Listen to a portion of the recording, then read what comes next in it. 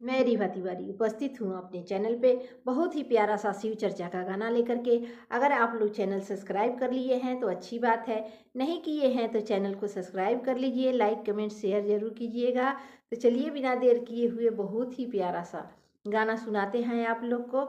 गाना को पूरा सुनिएगा, लाइक कमेंट शेयर जरूर कीजिएगा। चलिए हम आप लोग को गाना सुनाते हैं। जब जईबू गुरु के नगरिया, गुरु ली है खबरिया। अरे जब जईबू गुरु के नगरिया, गुरु ली है खबरिया।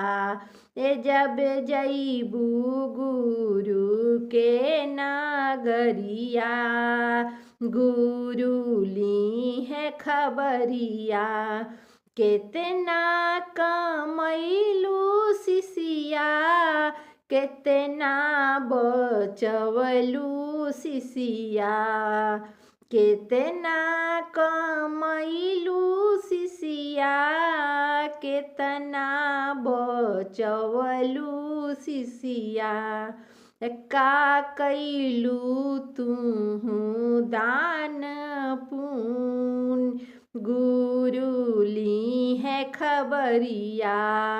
कितना कैलू तुहू दान पुण्य, गुरु ली है खबरिया। जब जईबू गुरु के दुअरिया, गुरु ली है खबरिया। जब जईबू गुरु के दुअरिया, गुरु ली है खबरिया। जब जब जईबू गुरु के दुअरिया, गुरु ली है खबरिया। बहुत कमैनी गुरुजी, बहुत बचैनी गुरुजी। बहुत कमैनी गुरुजी, बहुत बचवनी गुरुजी।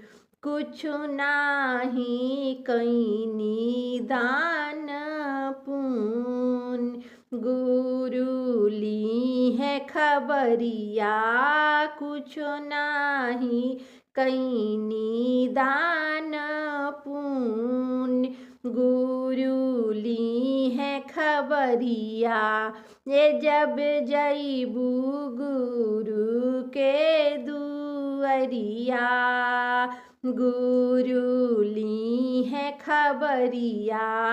जब जईबू गुरु के दुअरिया, गुरु ली है खबरिया।